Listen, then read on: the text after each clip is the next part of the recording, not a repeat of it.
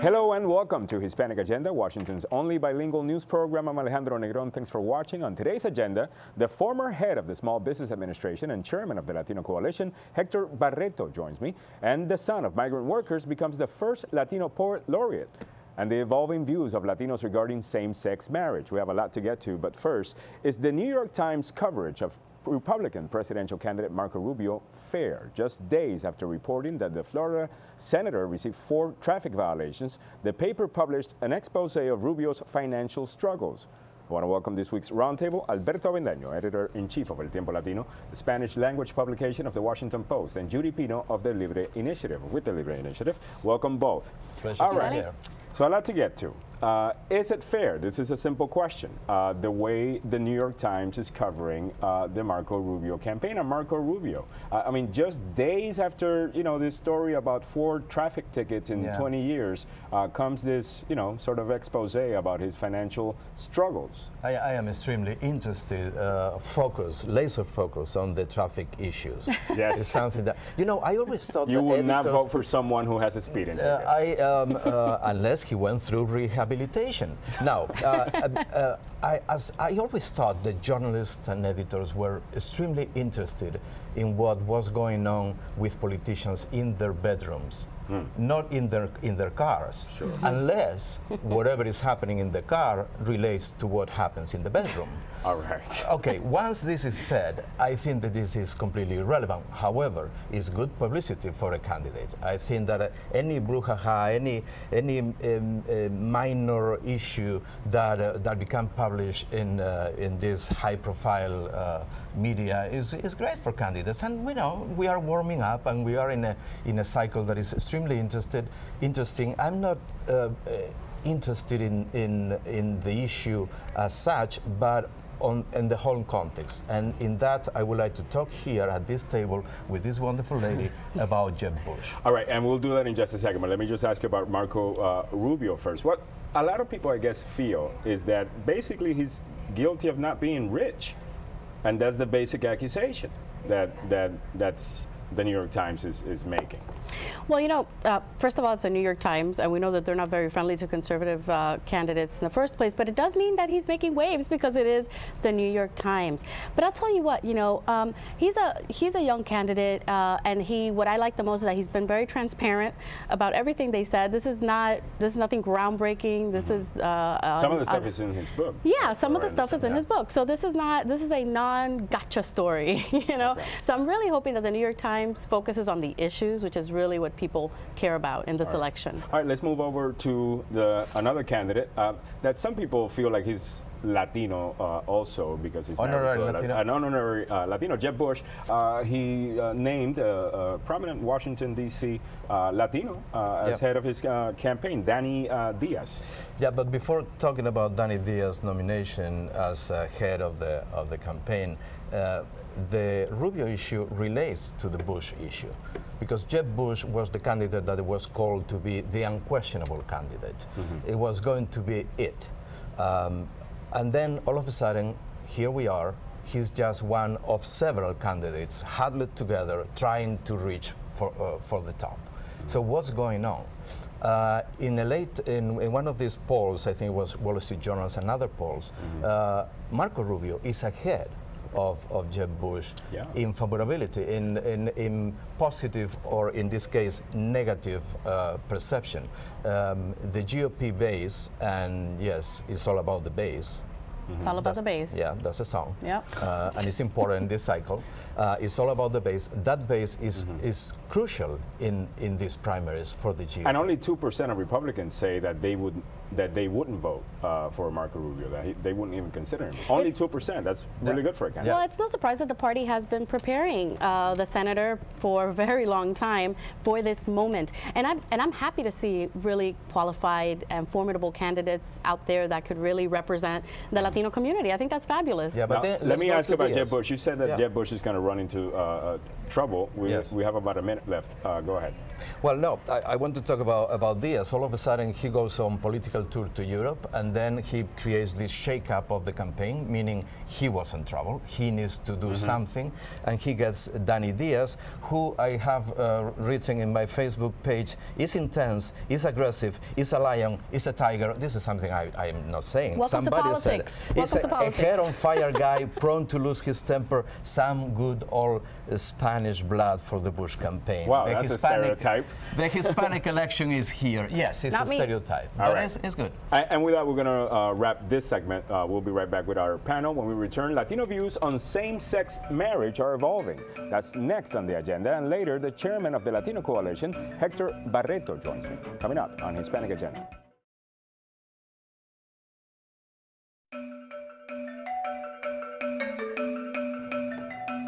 Welcome back to Hispanic Agenda. I'm Alejandro Negron. A new study by Pew Research finds that a majority of Latinos, 56%, now support same-sex marriage. And two main factors seem to be behind the trend. Let's discuss these with the roundtable. Alberto Bendaño, editor-in-chief of El Tiempo Latino, the Spanish-language publication of the Washington Post, and Judy Pino with the Libre Initiative. Welcome back to the show.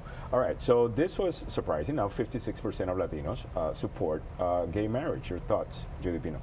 I don't know. This is one of those topics where I really don't have much of an opinion on it, but I think when it comes to the polls, it has a lot to do with generation. Yeah. Latinos are a very young demographic. That's one of them, yeah. 10 years younger than the national average. So the millennials have always been a little bit more tolerant and supportive of these types of things, these social issues. So of course you're seeing a rise in more support when it comes to these. And apparently what's topics. also helping it, Alberto, is that with more gay Americans coming out as gay and lesbian and just coming out, owning it, more people know someone now who identifies as gay or lesbian. And that changes their position on the issue. Because if you like someone who's gay, you want them to be happy. So those are the two main factors. It's becoming a mainstream issue. How do you mainstream when things become normal? It's what Judy says. I mean, it has to do also with demography. It has to do with the younger generation. It has to do with the millennials. One of the things is that, yes, Hispanics, according to the poll, according to the Pew, we are higher in being more favorable and understanding with the gay issue, higher than the African Americans. Yeah. So it's a cultural issue that is interesting to look at. I mean, more African Americans are supportive, but they still haven't reached a majority in that community. Well, more supportive than they were a few years back. But I am reading the thing here, and it says something very interesting. Republicans, 72%, are just as likely as Democrats, 72%, and independents, 74%, to say that it is inevitable. So no matter your ideology, no matter how you stand on the issue, they seem to be resigned to the fact that this is going to be it. They are relinquishing the fact that it's not about if, it is about when, and it's becoming the law of the land. It has to do a lot with the media. You see it on television, you see it in the press, you see it in books, you see it all over. So it's becoming a normal mainstream thing, and more acceptable. Yes, but also, I mean, you have the president, you have Europe. I mean, Spain has legalized this for the last 10 years. They just it was 10 years just this week. It is happening all over the world. There is a change. Now, how do you balance your feelings in terms of religious bias or religious views, your moral, your ethics? How do you balance it with the acceptance? For me, there is no contradiction. Because all the people that I know that are deeply and sincerely religious are accepting people. All right. I want to switch topics really quick. We only have about a minute and a half left. So the nation has its first Latino poet laureate. This is a very important moment. You are a poet, Mr. Alberto. And he didn't know it. His name is Juan Felipe Herrera. No, he is. Actually, a lot of times when he's here on the show, I feel like he's, I'm going to giving us some poetry. He's reciting. He's inspired. I'm not reading my poetry today here in your wonderful show, Alejandro. I'm going to tell you this. Beneath the earth, an ant writes with the grace of a governor. This is a verse by Juan Felipe Herrera, who is going to be here in town at the Library Yes. of Congress. It's fantastic news. And hopefully we'll get to interview him here on Hispanic Agenda. Actually, we should start working on that. That's right. As soon as we can. We've got a contact right here. Of course. Well, Judy Pino and Alberto Mendaño, thank you so much. Pleasure. Thank you, Alejandro. All right, the next, former head of the Small Business Administration and chairman of the Latino Coalition, Hector Barreto, joins me. We'll discuss the Small Business Summit held this week here in Washington and much more, including 2016 presidential politics and what Chris Christie had to say while there. Coming up.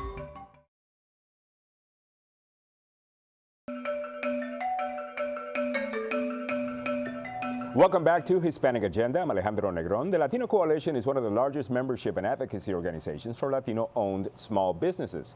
I want to welcome its chairman, who's with us today just after wrapping up the 2015 Small Business Summit and Anniversary Gala dinner here in Washington, D.C.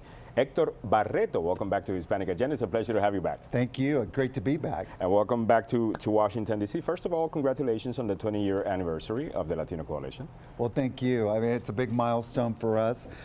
20 years of what we say building communities and partnerships for a stronger America. We had a great week in D.C. and really looking forward to the next 20 years. So let's talk about the summit a little bit. I know that a lot of time was spent talking about the Affordable Care Act and its impact on small businesses. If you could talk to us about that. Sure. Well, you know, as you know, for small businesses, healthcare is still a big issue. There's a lot of concern right now. There's a lot of talk about the Supreme Court decision that's coming down later on this month that could remove the subsidies from the states that have not set up their own exchanges. So that's going to be something that's going to create a lot of uncertainty and potentially a lot of cost to those small businesses. So we were talking a lot about strategies on how to deal with that. And what are some of those strategies? Well, first of all, we're going to have to see what the ruling is on that. And our feeling is, and we had a lot of congressional members to come, is that there's going to have to be something to replace those subsidies. You're not going to be able to throw millions of people into this kind of uncertainty, into this cost that they're expecting. So we believe that the White House, and hopefully working together with Congress, will come up with some kind of a measure to transition those folks and, you know, and not put them in so much jeopardy. All right, so let's talk about some of the other highlights of the conference. You guys also had Chris Christie speak to your members. While there, he said that his party hasn't been the most welcoming, or at least the language that they use is not the most welcoming. Chris Christie was very well received. We've worked with him in the past, and we went to Mexico with him last year on a trade mission, and he's somebody that just calls it the way it is. And I thought it was very refreshing, and our members were really excited to see him and hear from him. But he basically says that the Republican Party needs to do a better job of reaching out to this very important community. And he talked about how he does it in New Jersey. On his last election, he got 51% of the Hispanic vote. Yeah. And I think that's something that caught a lot of people's attention, and probably something that needs to be replicated from some of these other folks that are going to run for president. Is Chris Christie your guy? Latino Coalition is not a political organization, and we won't take a position. How about Hector Barreto? Well, Hector Barreto is going to wait. I have a lot of friends in this race. Probably right now there's 10 announced candidates, and there could be 10 more. So we're still early in the process. What do you, now that we're talking politics, what do you make of the coverage of Marco Rubio by the New York Times on his financial struggles and that he had 4 tickets? We were discussing that earlier with the roundtable. What's your view on that? Is that fair? Well, I just think it's ironic, you know, and obviously what it reminds us is they don't cover all the candidates the same way. Yeah. And in a weird way, I think it's actually helping Marco. It's putting a lot of attention on him. And most people look at that and say, you know, 4 tickets in 20 years. I mean, you know, some people have more than that. So I think it's a lot to do about nothing. And a lot of people in Marco's camp say if that's the best that they've got, Marco's doing pretty well.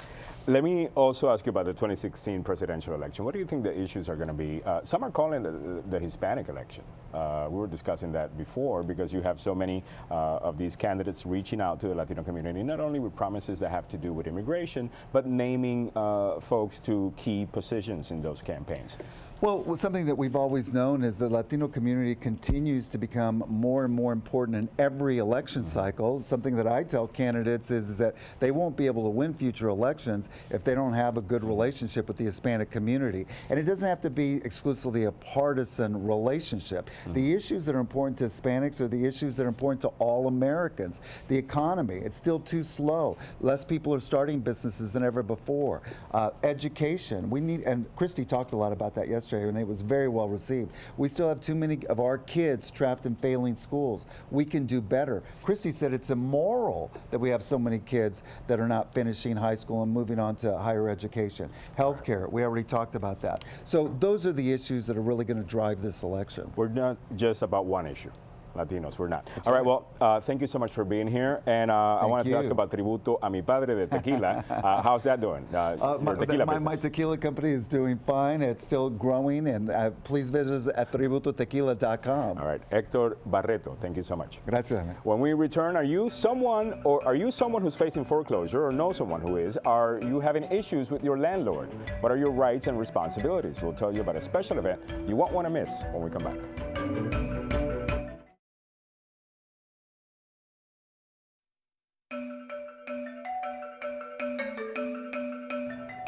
Welcome back to Hispanic Agenda. I'm Alejandro Negron. The Central American Resource Center, or CARECEN, will be holding their annual housing fair next Saturday. Joining me now to share the details is Dora Beltran, a housing counselor with CARECEN. Dora, welcome to the show. All right, thank you very much. It's a pleasure to have you on. All right, thank you. All right, so let's talk a little bit about this housing fair. This is something that you do every year. Yes. For folks watching who are looking for more information as to what they can find, information and resources they can find if they attend, what are you guys going to be discussing?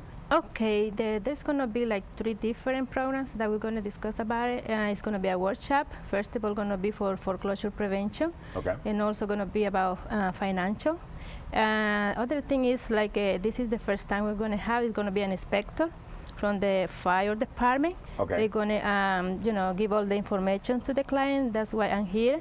I'm coming to do a formal invitation. That's going to be on June 20th, Saturday, starting from 10 morning and to 2 o'clock. All right, so from 10 a.m. to 2 p.m. at CARECEN, and we're going to be talking about securing your home from a fire. Exactly. Is that something that a lot of, I would imagine in D.C. Is an issue? Yes, it happened a lot. That's why, we're bringing this kind of information, because we're going to the whole community learn about that, how to be protected from the fire. So it's going to be a lot of information that day. All right, so that's one thing. The other that I think I find very interesting too is tenant rights and responsibilities. I think a lot of people in the community deal with tenants, deal with landlords who are not necessarily treating them right. Exactly. And many times they don't know what their rights are. So what are you guys going to be talking about in that sense? Yeah, it's, like you say, like many tenants, they don't know exactly what to do in case when there's something happen, like the landlord, they don't give the rights, and then they need to get a lot of information how to be, avoiding this kind of situation. So what are those situations? What are some of those situations? For example, when the rent increase, they supposed to know how much they supposed to, pay. Increase the rent. And also when they have problem or issue with the air conditioner or with heater, something like that, they have to, know exactly what the rights are. So that's why CARECEN going to give this information how to be protected from that. So some so let's people say my air conditioning, specifically this last week, which has been pretty hot in our region, is not working. It hasn't been working for a few days, and I keep calling my landlord. What could I expect? Yeah, like I think they're supposed to come like this kind, the agency that are coming from CARECEN, they're supposed to come and talk to the specialist about that. They can put a complaint, they can, write a letter, or they can, like make phone call to the landlord. Or there is a lot of different ways that we can, fix those issues. Okay. All right, so let's talk a little bit about foreclosure and this is something that's still a problem for many people, not just inside of the Hispanic community, I guess, for everyone. So you guys are going to do a workshop on that. Yes. Thank God, and DC is about to end that problem, but still Maryland and Virginia, we still have a lot of clients that have those problems that either the interest rate is too high or maybe like the monthly payment is too high. So still we can deal with the lenders about they can reduce that. Because Maryland, I think, has the more volume, for the client that have those problems. I think Virginia also is getting a little bit less now. But because the increase in value of the property. Yeah, because before it was like they call underwater. The property was like upside down. Exactly. Yeah. They owe more than they the owe value more of than the the property. value of the property. Yes. Okay. But it was not that much the help from the lender because they were not doing that much. Even that they've been sued for the the government. But now like they're turning a little bit better. Like the value of the property is getting more higher. It's gonna be okay. So it's not doing too bad. But the only thing is like the interest rate or the monthly payment that still is high for some homeowners. So if you want to know more, the invitation is for Saturday, next Saturday, the 20th, from 10 a.m. to 2 p.m. at Carecen. This is at 1460 Columbia Road, Northwest Washington, D.C. You could take the Metro, Columbia Heights, exactly. right? Yeah, That's the green line.